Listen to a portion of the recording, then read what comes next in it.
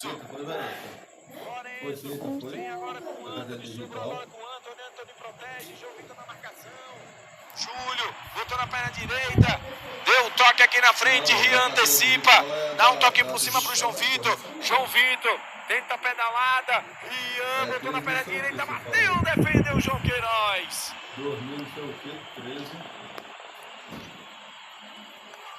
Quero mandar um grande abraço aí para Heloísa Rezende e Gabriel Jesus, comentando aí na nossa live no YouTube. Segue o nosso canal aí, galera, TV Esporte Sergipano.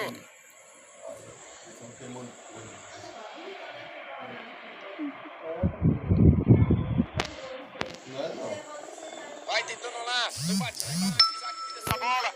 Ian bateu no gol, tirando a bola de trás. O Júlio, e vem o Rafael Paulino. Carrega nessa bola, bateu no gol!